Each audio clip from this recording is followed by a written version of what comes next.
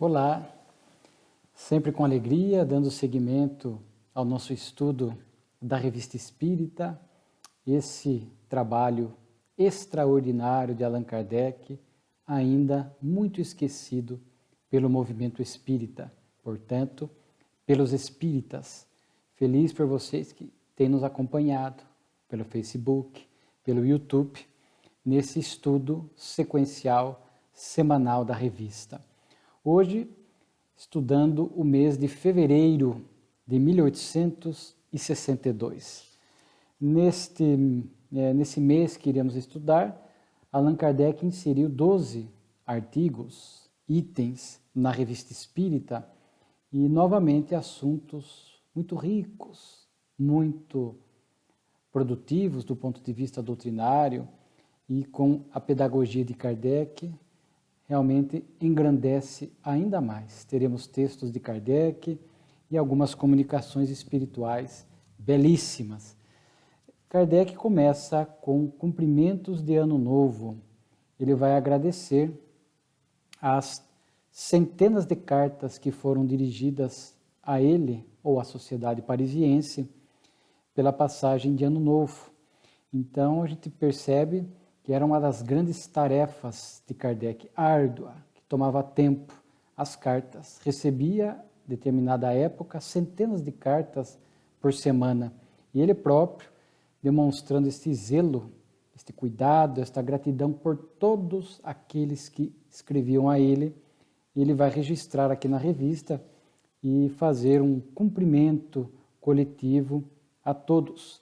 Ele vai destacar uma carta que inclusive vai gerar o nosso próximo artigo da revista, que é uma carta que foi enviada pelos espíritas de Lyon, que ele havia visitado no ano anterior, e ele até registra que a carta veio subscrita por 200 pessoas, 200 assinaturas, o que, à época, era um volume bastante expressivo.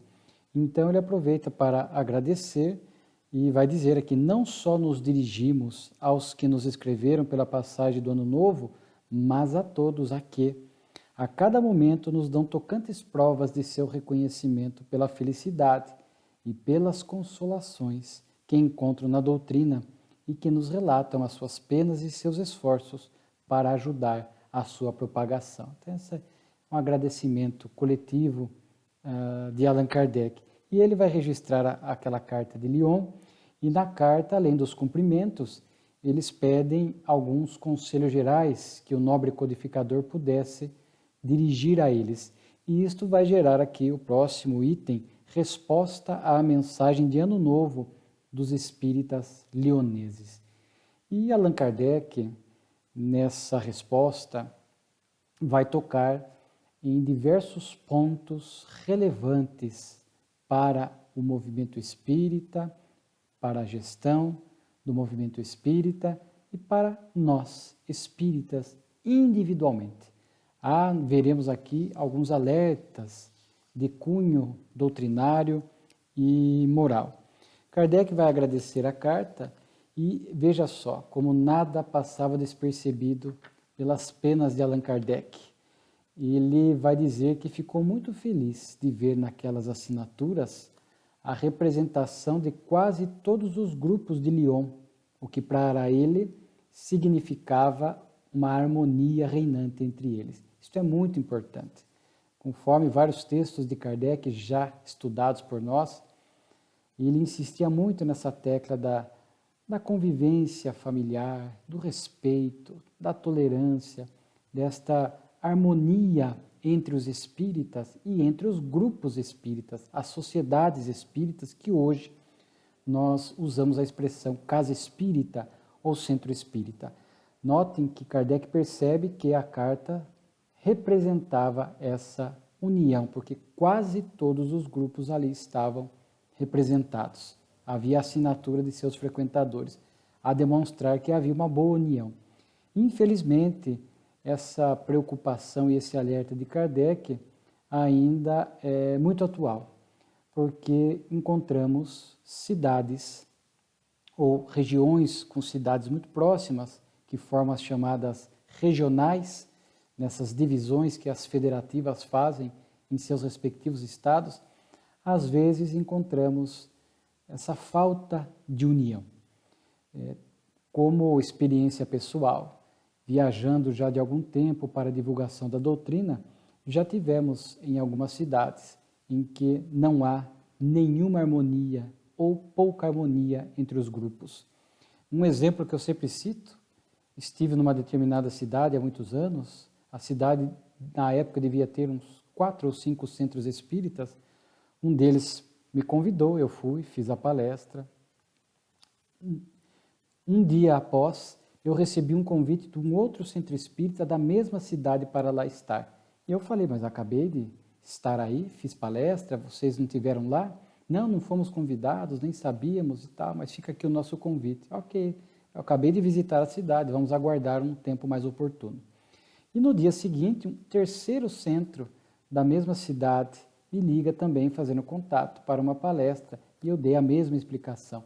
E depois fiz contato com o centro em que eu estive, o primeiro que me conectou depois e o terceiro, e sugeri que eles se reunissem, conversassem, um dizia conhecer o outro dirigente, conheço fulano, conheço ciclano, então dialoguem para que a gente possa fazer, de repente, um seminário, um mini seminário envolvendo as casas aí dessa cidade, né? Estou aqui, posso ir aí uma vez por ano, uma vez a cada 2 anos, e vamos fazer um rodízio da casa espírita e tal, sugeri esta união, e até hoje, passado 10 anos aproximadamente, não tive o retorno da cidade, certamente porque não conseguiram fazer esse trabalho de união, de harmonia. Então é triste quando vemos as casas espíritas trabalhando isoladamente.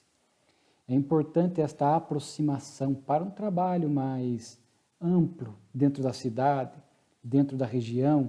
Quantas coisas boas podem ser feitas provenientes dessa união do espírito? Um evento maior, um seminário de um final de semana, facilita para os oradores que não precisam estar se deslocando, às vezes de locais distantes, para atender um centro da cidade ou outro centro da cidade e voltar repetidas vezes. Pode vir para um evento maior, atendendo ao movimento espírita municipal ou regional.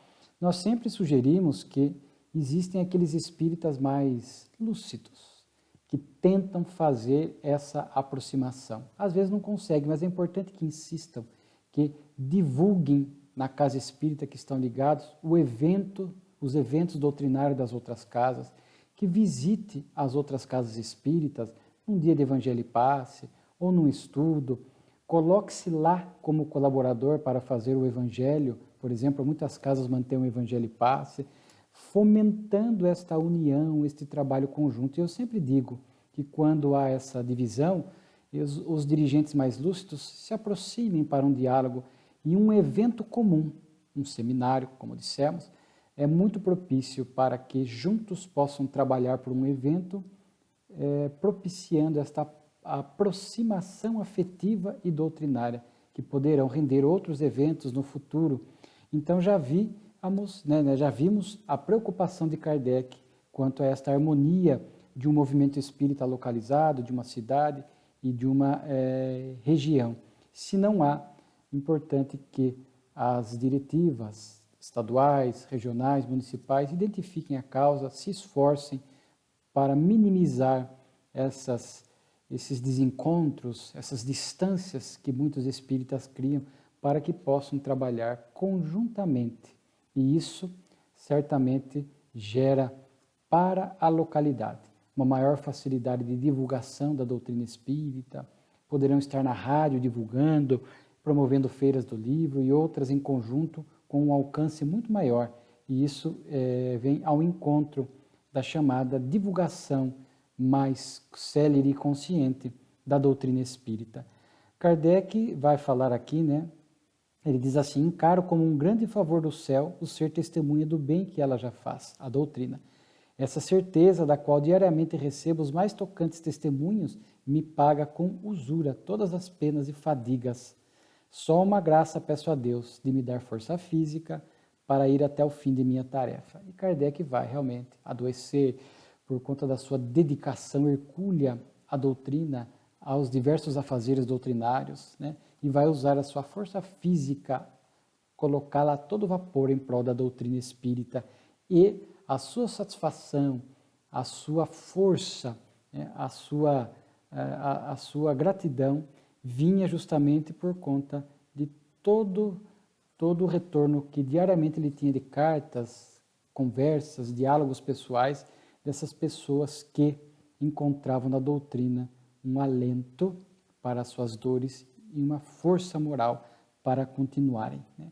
E ele vai falar assim: sei como são grandes as provas que muitos de vós tendes de suportar. Só Deus lhes conhece o termo aqui na terra, mas também quanta força contra a adversidade nos dá a fé no futuro. O incrédulo infeliz é como o doente que não espera a cura. Ao contrário, o espírito, que tem fé no futuro, é como aquele que, doente hoje, sabe que amanhã estará curado. Então, Kardec destaca a importância da fé no futuro, a fé na vida futura, que o Espiritismo nos dá a certeza. Então, por mais difíceis sejam os obstáculos que estejamos vivenciando, ele passará. É passageiro. Faz parte das nossas provas, das nossas expiações, do nosso aprendizado. Estamos colhendo hoje aquilo que plantamos ontem, a lei de causa e efeito, ou experiências adversas que planejamos para que pudesse fomentar em nós conquistas morais, aprimoramentos de virtudes, que nos avaliassem se de fato temos esta ou aquela virtude, as provações. Então, esta fé na vida futura, que pós-morte nós vamos colher os frutos das boas condutas que temos em vida, a certeza da imortalidade e de que tudo passa, realmente nos dá uma força extraordinária para que possamos enfrentar todos esses desafios. Kardec também vai falar a respeito dos obstáculos que o Espiritismo e o espírita enfrentaria. Ele vai destacar aqui a força das intrigas. Muitos tentarão dividir o movimento espírita, o grupo espírita, né, através dessas força das intrigas. Mas diz Kardec, quando o espírita tem como lema a caridade, ele terá força para suportar essas intrigas, porque saberá perdoar, saberá estar atento a essas intrigas que se criam à sua volta. E que, quando ele fala aqui do tentar dividir, criando sistemas divergentes e suscitando entre eles a desconfiança e a inveja. Aqui, inimigos encarnados em sintonia com inimigos desencarnados, que vão promover essa divisão. Infelizmente, em que pese o alerta de Kardec já há 159 anos, nós percebemos que muitos espíritas continuam vigilantes nesse tópico. Na atualidade, temos submovimentos dentro do movimento espírita. Movimentos espíritas que existem, que alguns tentando afastar Jesus da doutrina, outros trazendo questões que Kardec vai tratar aqui políticas para a doutrina, criando movimentos espíritas à esquerda, outros criando movimentos espíritas à direita, alguns que questionam e negam as revelações do Espírito André Luiz pela mediunidade de Chico Xavier, outros que formam contra médiums, como por exemplo o Divaldo, que tem uma folha de serviço extraordinária em prol da doutrina, e vão criando esses submovimentos que somente dificultam esta vivência do movimento que, segundo Allan Kardec, deveria ser familiar, coesa. Àquela época já se experimentava essas dificuldades, e em que pese os alertas do Kardec, vemos hoje, portanto, esses submovimentos, e muitas vezes, como diz aqui, trabalhados pela desconfiança, pela intriga, que gera as rixas, as discussões, as inimizades, a inveja, né? Porque se estabelece competição dentro do movimento espírita, o que é triste, porque nós deveríamos nos encarar, nos entender como irmãos de caminhada, trabalhando em prol da mesma causa, de forma que deveria ser uma somatória de esforços dentro da doutrina, e não inveja por disputa de cargos, por disputa de destaques na tribuna, por disputas de destaque e aplausos em eventos espíritas, e tudo isso, os obsessores, os espíritos inferiores vão fomentando isso, porque encontram em alguns encarnados receptividade para promover todas essas desordens que Kardec já alertava, né, nesta carta, nesta resposta aos lioneses. Ele fala, portanto, que o trabalho espírita exige do indivíduo muita calma, muito recolhimento, prudência, né? Porque se houver fraternidade, não haverá sentimentos malévolos, mas não pode haver fraternidade com egoístas, ambiciosos e orgulhosos, né? Se um grupo quiser estar em condições de ordem, de tranquilidade e de estabilidade, é preciso que nele reine um sentimento fraterno, olhar-se-ão como membros de uma mesma família.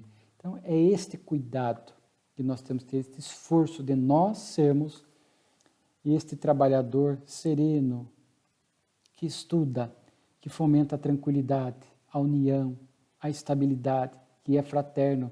Vamos encontrar pessoas difíceis, mas se seguirmos com este ímpeto, iremos paulativamente tocando estes corações, ou, ao menos, não caindo nas armadilhas, porque, como disse Jesus, somente lobos caem em armadilhas de lobos. Então, Kardec nos apresenta aqui como o grande antídoto à fraternidade. Fraternos uns com os outros.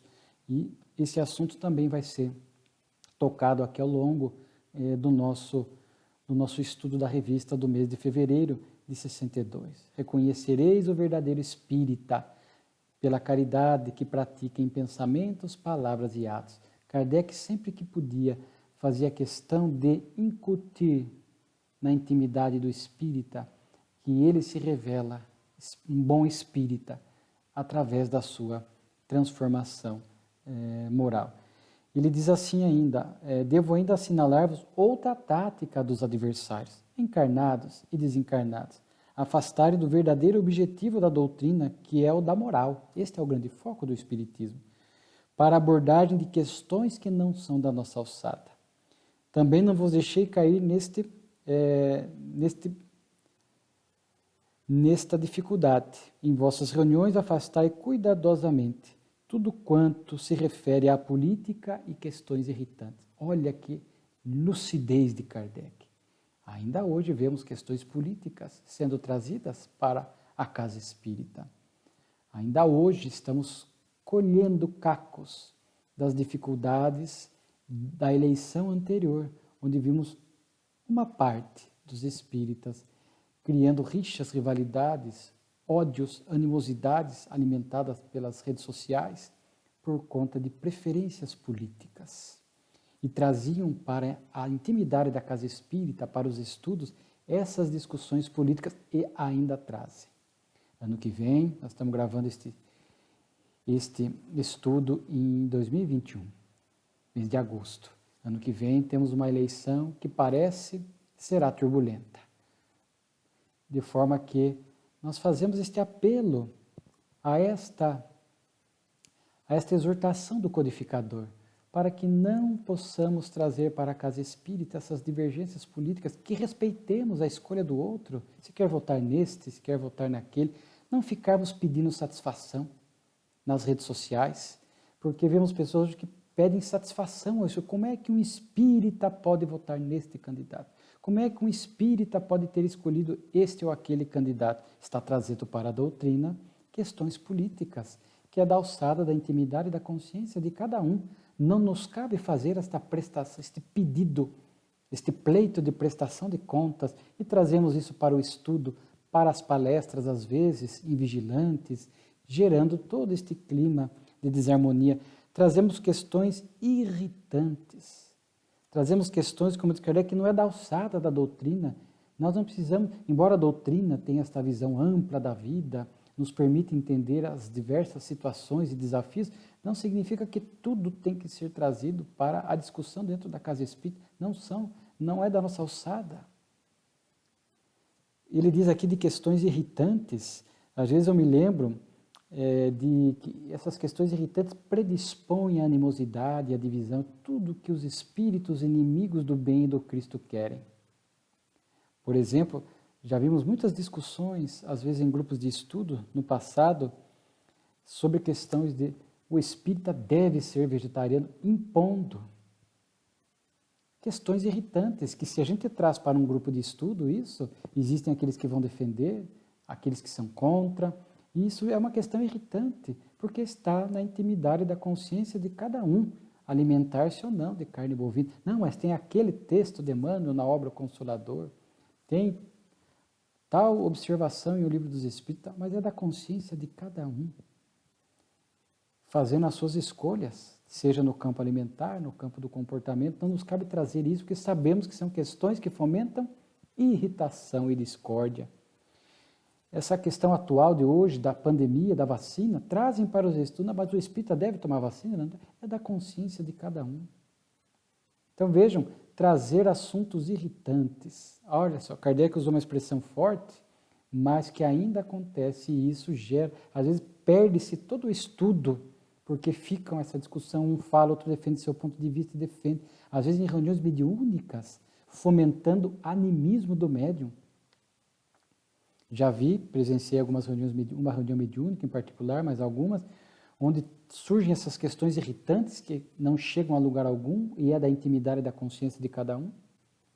E aí um médium defende o seu ponto de vista, o outro defende o outro, ali naquele ambiente antes da reunião mediúnica, e depois o médium vai dar uma comunicação mediúnica, supostamente mediúnica, defendendo o seu ponto de vista. O outro dá também uma comunicação e cria-se todo um ambiente desarmonizado, quando na verdade a doutrina tem que cuidar daquilo que é da sua alçada. Olha só que lucidez, como nós precisamos resgatar esse texto de Kardec e estudar na casa espírita. O movimento espírita tem que refletir sobre isso, até como medida preventiva para as eleições do próximo ano. Kardec vai falar, o Espiritismo procurar no Espiritismo aquilo que vos pode melhorar, eis o essencial. Trabalhando pelo progresso moral, lançareis os verdadeiros e mais sólidos fundamentos de todas as melhores. Esta é a nossa prioridade. O Espiritismo é uma doutrina moral que fortifica os sentimentos religiosos em geral. Então, o Espiritismo trata de caridade, da oração, do estudo, do Evangelho, de Deus, este Pai amoroso e justo. Então, fomenta em nós esses sentimentos religiosos. E aí Kardec vai falar dos antagonistas, aqueles que se põem contra a doutrina, mas não há problema, todos têm o direito de pensar como lhe apraz. E aí Kardec diz assim a esses antagonistas: ofereçam uma doutrina mais consoladora, mais clara, mais inteligível, que melhor satisfaça a razão e que ao mesmo tempo seja uma garantia melhor para a ordem social. O Espiritismo tem todos esses atributos superiores, consola, esclarece, trabalha esta fé racional, lógica, caminha lado a lado com a ciência, satisfaz a razão, satisfaz o sentimento, porque traz a lição de Jesus a respeito do amor, a respeito das virtudes, e trabalha pela melhoria da ordem social, porque ao propor ao adepto, ao espírito, o seu melhoramento moral como base principal, Jesus como modelo e guia, ele está fomentando um equilíbrio da ordem social, porque cada homem de bem que cumpre com o seu dever, ele é fraterno, ele é justo, ele pratica a caridade, é respeitoso, promovendo, portanto, aonde está a paz na sua relação social. Aí Kardec vai falar de um dos efeitos da doutrina que ele percebeu num distrito vizinho a Paris. Simples operários de pouquíssima renda usavam as suas economias para comprar livros de moral e de filosofia, diz ele, em vez de romances e bugigangas, homens preferindo esta leitura às alegrias ruidosas e embrutecedoras dos cabarés. Este é o verdadeiro, vamos ver, este é o verdadeiro milagre do Espiritismo. Fazer com que as pessoas tenham esse despertar moral, saiam da consciência de sono e percebam o verdadeiro sentido da vida. E deixem de buscar estas coisas que só complicam os nossos passos aqui na Terra, somente nos perturbam. O nosso foco principal é o espiritual, como disse Jesus, buscar primeiro o reino de Deus.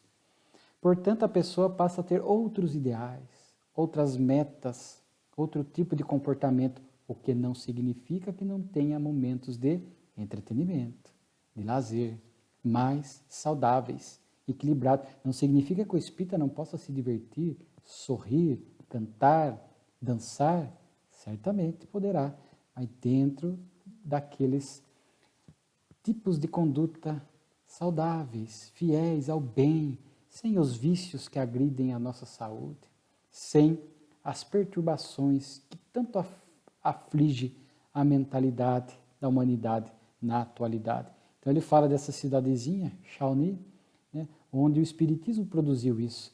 Tocou a tal ponto a intimidade desses simples operários que eles guardavam as economias para comprar obras de cunho moral, espiritual, porque queriam se tornar um cidadão de bem. Este é o grande milagre do Espiritismo em nossas vidas, este despertar, sair do letargo, não sermos mais um homem fisiológico que está atrás apenas de satisfazer os prazeres descontrolados da existência, de atender apenas aos instintos primários, mas nós aí adicionamos, né? Nós sublimamos o instinto.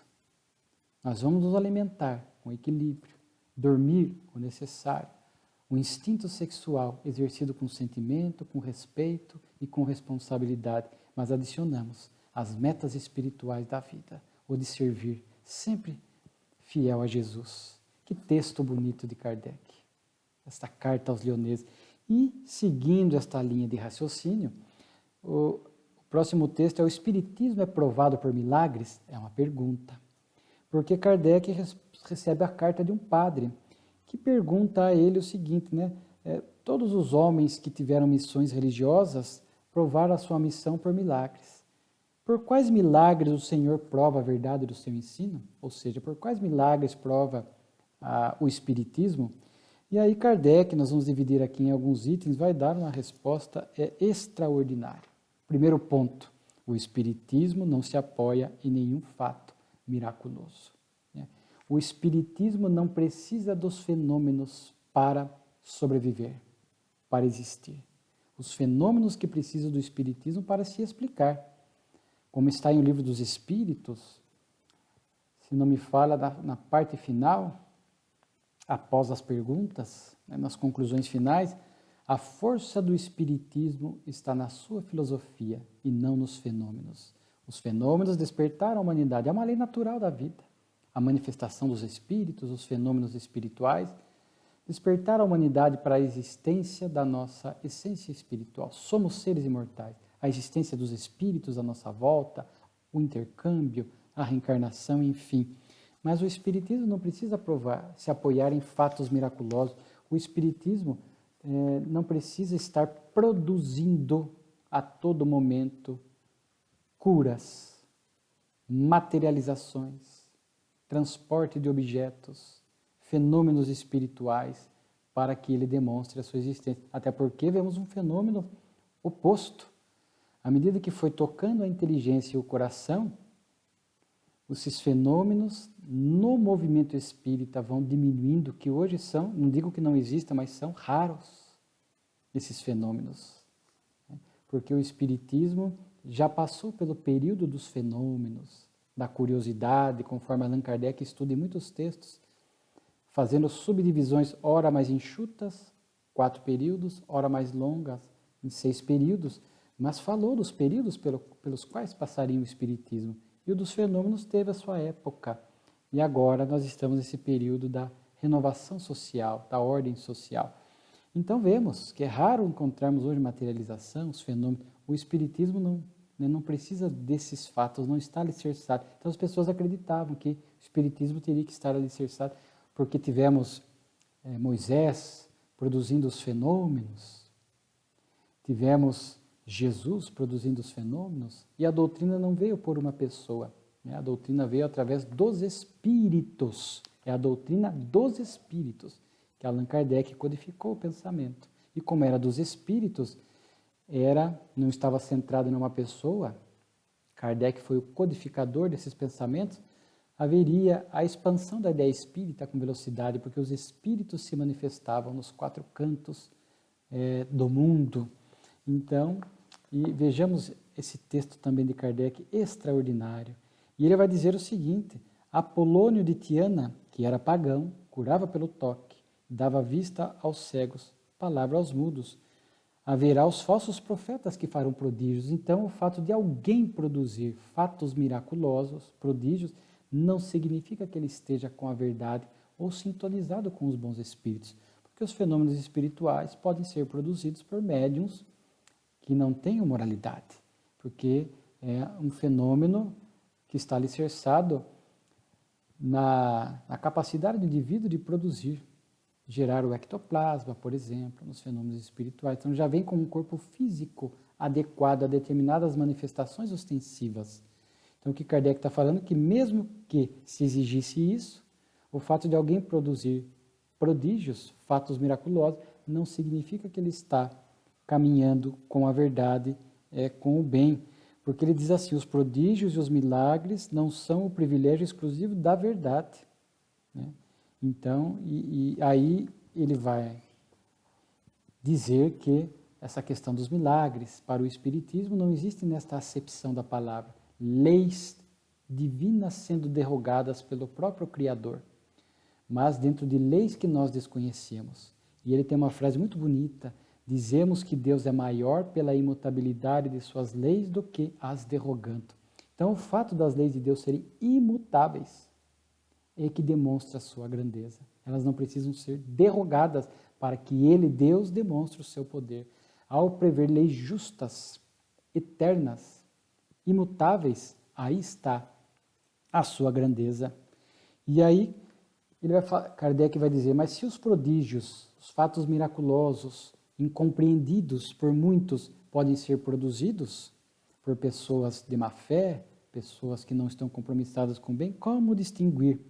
E aí ele vai dizer, os fenômenos materiais, ruídos, pancadas, defeitos físicos, é mais difícil, né? Porque muitos podem produzir sem estar associado ao bem. Mas, quando se exprime a ideia, quando há manifestações inteligentes, aí nós podemos aferir.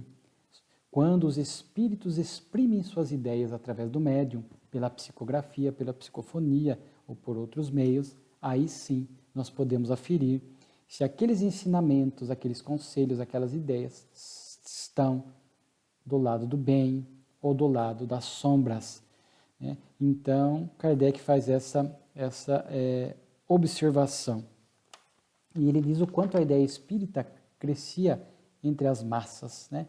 E o espiritismo não vinha forçar consciências, não tinha nenhuma preocupação de converter o próximo, né? Aí Kardec diz até uma frase assim, adotai-me, ou seja, adotai o espiritismo, se me achais bom. Aí ele diz assim, se nele recebemos consolações que nos tornam felizes, que dissipam os terrores do futuro, acalmam as angústias da dúvida e dão coragem para o presente, as pessoas procuram, e vemos na atualidade quanto se busca a casa espírita, o atendimento fraterno, os estudos para entender estes terrores do futuro, a consolação para as dores, para o luto, o medo do futuro após a morte, o que haverá após a morte, a incerteza após a morte, a possibilidade de ir para o inferno sofrer eternamente, tem causado ainda muita angústia nas pessoas, né? Portanto, diz o Kardec, né, o Espiritismo, este é o verdadeiro milagre. Conforme vimos falando, este é milagre moral, espiritual de despertamento, porque torna boas as criaturas, dá coragem nas misérias da vida. Eis o milagre, né? Kardec vai dizer. Aí ele até diz assim, ele escreve segue escrevendo assim, pedis milagre? Né? E aí ele vai narrar um fato de um antigo oficial que era um dos mais duros incrédulos. Tinha o fanatismo da religião, né? E dizia, Deus é o mal. De forma que, ao travar contato com o livro dos Espíritos, parecia-me, era uma testemunha contando a Kardec, parecia-me que esse indivíduo duro, incrédulo, jamais iria superar a incredulidade. E o livro dos Espíritos foi capaz de fazer esse milagre. Então, é esse milagre que o Espiritismo vai produzindo, de tornar a pessoa melhor. Ela passa a crer num Deus justo e amoroso, né? Sobrevivência da alma, na individualidade da alma, na lei de causa e efeito, na mediunidade, no progresso, no sentido da vida, etc. Né? Então é muito bonito a forma como Kardec vai adotando isso. E aqui nesse texto é que ele vai iniciar aqui aquela velha discussão, aquele velho dilema que depois iria para o capítulo 15 do Evangelho segundo o Espiritismo. Fora da igreja não há salvação ou fora da caridade não há salvação. Aí Kardec vai dizer que adianta uma pessoa acreditar nos dogmas religiosos e não ser uma pessoa boa. Ou o oposto, a pessoa acredita em Deus, faz o bem, né, mas não aceita todos os dogmas de uma determinada religião. Só por isso ele é um danado, é uma expressão da época, só por isso ele está destinado ao inferno após a morte. E aí Kardec vai defender, né? Então o Espiritismo não aprova a ideia fora de determinada religião não há salvação. Não é o rótulo religioso, mas a atitude, o comportamento que vai revelar que realmente estamos do lado do bem. Por isso, o Espiritismo, com a sua bandeira, fora da caridade, não há salvação. Então, olha só, esse texto de Kardec fomentando esses assuntos que depois foram lá para o capítulo 15 do Evangelho segundo o Espiritismo, com o título Fora da Caridade, não há salvação. E aí ele finaliza um texto aqui muito bonito, né? Em resumo, para se estabelecer, o Espiritismo não reivindica a ação de nenhum milagre. Não quer mudar na ordem das coisas. Procurou e encontrou a causa de certos fenômenos, erradamente considerados sobrenaturais. Em vez de apoiar-se no sobrenatural, o repudia. Dirige-se ao coração e à razão. A lógica lhe abriu caminho, a lógica o levará ao bom termo, a bom termo. E esse texto de Kardec, que já é grandioso, belo, ele ainda finaliza com 4 comunicações espirituais de Lázaro, de Lamennais, Baluse e Santo Agostinho. São textos maravilhosos. Fica aqui a recomendação para que você possa ler na revista. Através do site da Federação Espírita Brasileira, você pode baixar a Revista Espírita no seu aplicativo, né, no seu celular, no seu computador, pode baixar ou consultar através do kardecpedia.com. Toda a Revista Espírita e todas as obras de Kardec. A mensagem de Lázaro, dentro dessa linha de raciocínio, de Lamennais. O Cristo não vem mais fazer milagres, vem falar ao coração diretamente, em vez de falar aos sentidos. O Espiritismo é o cristianismo redivivo, é a volta do Cristo, que agora, passado aquele período inicial dos fenômenos, que era natural para despertar, agora a preocupação é de tocar o coração, ao invés de falar aos sentidos. Lamennais vai falar, né?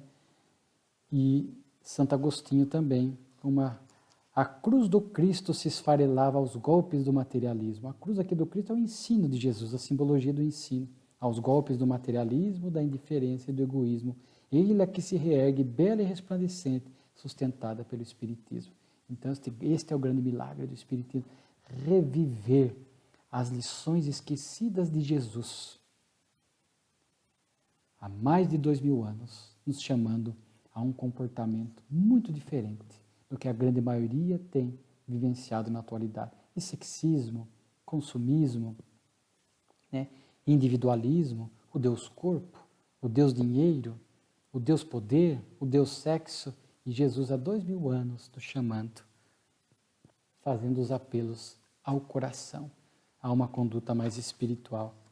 Este é o verdadeiro milagre que nós produzimos em nossas vidas, a partir da conscientização. Temos aqui uma fábula espírita ao vento, um texto chamado A Reencarnação na América, onde Kardec vai fazer uma explicação porque que o espiritualismo crescia muito na América, e os médiuns, os fenômenos, mas havia uma dificuldade àquela época da aceitação da reencarnação. Dizia ele que era até previsto pela espiritualidade superior, porque lá havia de forma muito intensa a questão da escravidão e da cor, do racismo, de forma que um negro, né, poderia se tornar um branco, e um branco poderia se tornar um negro. Um senhor poderia ter sido escravo, né, e depois poderia ter escravos e depois voltar numa situação invertida. Então, por conta deste preconceito muito forte que havia lá, e ainda colhemos isso, ainda existe lá nos Estados Unidos, mas em muitos outros países ainda temos esse preconceito, esse racismo que se diz estrutural, que precisamos combater. A reencarnação, quando nos fala que nós não somos o corpo, somos espíritos imortais, filhos de Deus, irmãos, rompe com todo tipo de preconceito. Que a hora eu vou estar num corpo branco, ora num corpo negro, ora com saúde, ora sem saúde, ora rico, ora pobre, é a veste. Nós não somos o corpo, nós somos espíritos, não há razão de ser do preconceito, mas lá na América do Norte, nos Estados Unidos em especial, havia essa questão e Kardec faz esse texto. Novos médiuns americanos em Paris, Kardec vai aqui combater o charlatanismo, surgiram muitos médiuns na Europa, em Paris, apenas para o divertimento do público, e muitos deles descompromissados com a verdade.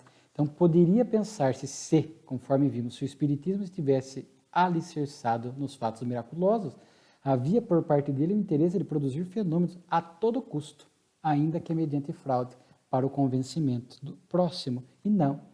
Kardec vai na Revista Espírita combater o charlatanismo, porque o Espiritismo caminha lado a lado com a verdade, com a ética, né? E não está, conforme vemos, estruturado nos fatos miraculosos, né? Ele vem tocar o coração, falar da fé racional. Então Kardec falava dessas fraudes, o cuidado que se tem que ter, né, com essas fraudes. Aqui também é um texto muito bonito, subscrição em favor dos operários lioneses. Aqui é uma forma de, na revista, identificarmos o lado caridoso de Kardec, que muitas vezes alguns não percebem buscando o Pentateuco de Kardec, as obras básicas da codificação. Aqui na revista vemos mais Kardec, a alma de Kardec. Por isso chegamos a dizer até que a revista é uma autobiografia do codificador. E esse aqui é um lado caridoso de Kardec, preocupado com a miséria, com fatos que aconteciam, o desemprego dos operários, a fome dos operários, inundações, enchentes, etc. Ele cedia o espaço da sociedade parisiense para coletar doações, as subscrições que depois seriam endereçadas às pessoas necessitadas. Então, havia, por parte do codificador, já que ele propunha nos textos, a transformação moral do espírito não tinha sentido se ele não desse o exemplo. E vemos na revista e nas biografias de Kardec esse lado seu amoroso, justo, caridoso, e aqui é uma prova disto. E é bonito que ao falar dos operários lioneses, ele fala das arrecadações, de uma doação anônima de 500 francos, de um espírita anônimo, né? Falando da doação anônima de um espírita. E aí, logo depois, ele obtém uma comunicação espiritual de carità. Né? Alguns chegam a falar, lá não tinha um acento, era carità, que vinha do latim, que significava caridade. E aí é que para o Brasil, temos aí, colocaram o acento. E temos carita ou caritas. Né? Encontramos as duas formas de escrever. E esse espírito, dizia, ele é um espírito que sempre trazia uma suavidade, um cunho de bondade, de simplicidade, que sempre surgia a questão caridade, lá estava carita para trazer uma comunicação. E aqui ele faz uma revelação sobre carita, uma confirmação, porque até para alguns já era uma suspeita. E evocada na Sociedade de Paris, disse ter sido Santa Irene, né, que foi martirizada em Roma no século IV, pelas perseguições que os cristãos sofriam à época. Então, Carita é Santa Irene, dedicada ao cristianismo, né? E ela sempre preocupada e trazendo como uma mensagem belíssima sobre a caridade que ela traz aqui, que Kardec encaminharia como uma epístola de Carita aos lioneses. E ela vai falar da caridade, né, da importância do anonimato, da pessoa não querer aparecer. Ela diz assim: Deus gosta deste incenso de vossos corações, que sabendo sentir a dor alheia, também sabe como se pratica a caridade. Ele aprecia esse devotamento e essa abnegação que se encolhe ante um agradecimento pomposo, preferindo abrigar a sua modéstia sobre simples iniciais. E mais à frente, a caridade é suave e merece que se a pratique. É que vê de pouca coisa necessária para transformar lágrimas em alegria. Achei bonita essa parte. É pouco. Às vezes a gente precisa de muito para fazer a caridade. Tem a caridade material, que com o mínimo a gente já, muitas vezes, satisfaz a fome, o frio de alguém, mas a caridade moral. Alguns minutos, uma boa palavra, um olhar de atenção, já produz essa transformação, nesse símbolo, transformar lágrimas de sofrimento, de abandono, de indiferença, né, em alegria daquela pessoa que recebe a caridade.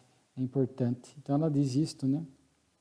Que a caridade que vos guiou vos introduza no mundo radioso, que reserva aos que têm como divisa amai-vos uns aos outros, né? Então aqueles que praticam o bem aqui na Terra terão este reino radioso após a morte, né? Irão para as regiões felizes do mundo espiritual por mérito adquirido. Lei de causa e efeito. Praticaram o bem, colherão os bons efeitos, mas a prática do bem, os efeitos não são apenas post-mortem, mas em vida. Já vamos sentindo essa ventura, esta estesia, esta paz de consciência, esta tranquilidade do coração, quando temos a possibilidade de ser caridosos e ajudar os nossos irmãos de sofrimento. Temos depois ensinos e dissertações espíritas, mensagens belíssimas, aqui por espíritos distintos, mas falando sobre a fé, a esperança e a caridade, cada um falando sobre uma das virtudes. Jorges, um bispo, ele vai falar sobre a fé. Eu só vou ler porque o texto é bonito por si só. Sou a irmã mais velha da esperança e da caridade. Chamo-me a fé. Sou grande e forte. Aquele que me possui nem teme o ferro nem o fogo. É a prova de todos os sofrimentos físicos e morais. A verdadeira fé é vida e ação. Reconhece-me por meus atos. Eu ilumino as inteligências e aqueço e fortifico os corações. É aquela proposta de Tiago, né? A fé sem obras é morte em si mesma. A esperança, bonita, né? Meu nome é esperança. Sorrio à vossa entrada na vida. Sigo-vos passo a passo e não vos deixo senão nos mundos onde para vós se realizam as promessas de felicidade. Sou vossa amiga fiel. É poético, né? As mensagens aqui têm essa característica poética. Né? Sou eu que canto através do rouxinol e que solto aos ecos da floresta estas notas lamentosas e cadenciadas que vos fazem sonhar com o céu. Sou eu que inspiro a andorinha, o desejo de aquecer os seus amores no abrigo de vossas moradas. Brinco na brisa ligeira que acaricia os vossos cabelos. Espalho os vossos pés o suave perfume das flores dos vossos canteiros. E quase não pensais nessa amiga tão devotada. Não arrepilais. É a esperança. Poético, né? Caridade. Esta da esperança é o espírito Felícia. E a caridade, o espírito Adolfo, né? O bispo de Argel. Eu sou a caridade, né? Sim, a verdadeira caridade. Segui-me, conheço todas as dores, os infortúnios, os sofrimentos e as aflições que assediam a humanidade. Sou a mãe dos órfãos, filha dos velhos, a protetora e suporte das viúvas. Curo as chagas infectas, trato de todos os doentes, visto, alimento e abrigo os que nada têm. Subo aos mais humildes tugúrios e às mais miseráveis mansardas. Bato à porta dos ricos e poderosos, porque onde quer que exista uma criatura humana, há, sob a máscara da felicidade, dores amargas e cruciantes. Bonito isso, né? Porque às vezes a pessoa materialmente está bem e a gente acha que não tem dores, não tem dificuldade. Às vezes do ponto de vista moral, da saúde mental, a pessoa está em sofrimento, necessitada não da caridade material, mas da caridade moral. Que bonito, né? Depois tem o esquecimento das injúrias, uma outra comunicação espiritual de Lázaro, né? Quanto é importante esquecer as injúrias, né? Que Jesus nos deu o exemplo. Foi injuriado, perseguido, crucificado e pede ao Pai que os perdoasse, porque não sabiam o que estavam fazendo. Então, quanto é importante nós não permitirmos que a ofensa possa afetar o nosso coração, fazer com que surja ódio, ressentimentos e mágoas, que possamos trabalhar isso e diluir, tendo a tolerância com o irmão de caminhada, que naquele momento foi infeliz. Então, tolerância não é conivência com o erro, mas é entender os limites espirituais do próximo. Há um texto muito bonito, é porque o tempo avançou, né? E é sobre os instintos de Lázaro, e Kardec, na nota de Kardec, é extraordinário. Ele vai corrigir um item da comunicação e vai dizer: permitimos não concordar. E Kardec vai falar há duas espécies de instinto: o animal, né, que é o orgânico, dado aos seres vivos para a conservação. É cego, quase inconsciente, porque a providência quis dar um contrapeso à sua indiferença e à negligência. Né? O instinto que o animal tem, né? E que é a base da inteligência, essa conduta automática, inconsciente do animal, decorrente do seu instinto de preservação da espécie. Né? E o instinto moral, que Kardec vai dizer nesse sentido, né? Já o mesmo não se dá com o instinto moral, que é privilégio do homem. Pode assim ser definido.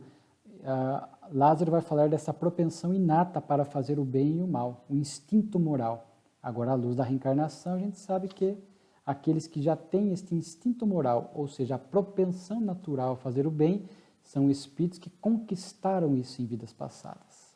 Despertaram essas virtudes, conquistaram. E aqueles que vêm com o instinto moral para praticar o mal, são espíritos ainda retrógrados, espíritos que ainda não se conscientizaram, não se despertaram para a importância do bem. Então, Kardec faz essa observação, muito bonito esse texto. E, por fim, meditações filosóficas e religiosas. São 3 comunicações do espírito Lamennais, que eu gosto muito, estão inclusive conectadas. Uma chamada A Cruz. Aqui a cruz, nessa simbologia da grande vertical do sentimento. No horizontal, a inteligência, que é importante, mas a vertical do sentimento que nos faz ascender verdadeiramente espiritualmente, usando a inteligência, inclusive para o bem. Então ele vai dizer aqui que não adianta, filósofos, elevais panteões, poetas, idealizais o fanatismo, para trás, sois deste mundo, e o Cristo disse: meu reino não é deste mundo. Ou seja, não adianta ficarmos limitados e presos às coisas da terra, é preciso ascender espiritualmente, moralmente, nos conectar com o alto através do bem, do bom e do belo, a simbologia da cruz. O Cristo não erigiu um panteão, não deixou nada material. Ele levou uma cruz, foi crucificado, e ali está o símbolo das suas lições. E o mesmo Lamennais, bem-aventurados os pobres de espírito, mais uma vez seguindo nessa linha da importância do sentimento, as várias ações meritórias para o espírito após a morte são principalmente as do coração, mais do que a inteligência. Então esse foco, claro, o intelecto é importante, mas o sentimento está acima. Mas são essas 2 asas simbólicas que promovem o voo do progresso do espírito, mas a inteligência sem o sentimento produz danos, tragédias para o indivíduo e para a sociedade. E o último texto, a escravidão, onde ele vai fazer um breve raciocínio aqui até meio poético sobre a escravidão da alma, quando se escraviza a inteligência, quando determinados religiosos querem impor verdades, dogmas, que são temas que não podem ser discutidos, questionados, tratados, tem que ser aceito. A escravidão das almas, do intelecto. O espiritismo não aceita esses dogmas nesse sentido religioso. Não há pontos não discutíveis, porque se temos a fé racional, nós temos que discutir. Os espíritos fomentam a importância de se esclarecer, discutir, conversar sobre assuntos, para que possa convencer a razão, tocando o coração. E aí ele vai falar da escravidão, a escravidão do indivíduo, que despojado de todos os seus direitos, a escravidão do negro, fazendo aqui ainda uma anotação dessas pobres condutas que ainda insistem no mundo de provas e expiações, mas que está se emancipando para um mundo de regeneração, e certamente com essa visão da imortalidade, da reencarnação, da lei de causa e efeito, de Deus, porque aí, o pensamento espírita, a ideia espírita, por trazer as leis de Deus, conforme dizem os benfeitores, revelá-las, será crença geral, fará parte inclusive das outras religiões, não que será a única religião. E daí, certamente, estes resquícios de escravidão, de guerras, etc., ficarão no passado. Mas o importante é que nós, mais conscientes, possamos construir essas, não termos atitudes de escravidão em relação ao outro em qualquer grau, em qualquer aspecto, que a escravidão aqui no sentido mais amplo, né? A escravidão emocional, a escravidão intelectual, a escravidão de gênero, a escravidão de etnia, etc., né? Então é muito importante. Inclusive ele lembra aqui John Brown, que foi um abolicionista americano, embora muito radical, né, à sua época, já se manifestava contra a escravidão, né? E aí ele vai inclusive aqui questionar, né, se o negro estaria à altura da Europa, e ele vai concluir que sim, né, porque basta mostrar a ele a emancipação, né, porque a questão aqui não é da etnia, não é a questão da pele, é a alma, né? Então veja como o espiritismo combate qualquer tipo de racismo e preconceito étnico, né?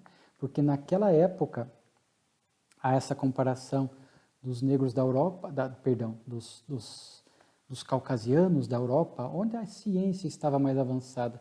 E quando se usava, às vezes, o negro como referência, era daquela época, do meio em que o negro estava inserido, né? Na África equatorial, com pouco acesso ao intelecto, ao avanço da ciência, né? Então, vejamos que é um texto de vanguarda para a época, porque mostrava que sim, porque ali alguns acreditavam que o negro não tinha alma, que o negro era inferior. E não, o Espiritismo vem dizer que o negro tem uma alma, é uma questão apenas de etnia. E que às vezes, se por determinadas circunstâncias, aquele espírito renasceu no meio inferior, que naquela época ainda não tinha acesso à tecnologia, da época, aos acessos da época de conhecimento e tudo mais, né? Mas isso não significava que era uma alma inferior, jamais. Isso não está de acordo com o amor e a justiça de Deus, mas que esta alma, né, estava naquele meio por algum motivo, que nada tem a ver com a cor de pele, e que esta alma seguiria o seu progresso, se emanciparia espiritualmente e estaria em condições de estar em qualquer local. A cor que nós criamos, essa nomenclatura, é por conta da nossa imperfeição, porque ainda olhamos a veste, né? Quando nós olharmos o ser espiritual que somos e que o outro também é, filhos de Deus, não teremos mais nenhum tipo de expressão ou de conduta na direção do preconceito, do racismo ou de qualquer forma de escravidão. Vejamos só, pedimos desculpa por termos estendido um pouco mais, mas a revista estava, como sempre, extraordinária. Somos gratos a esse grande trabalho de Allan Kardec. Desejamos muita paz a todos.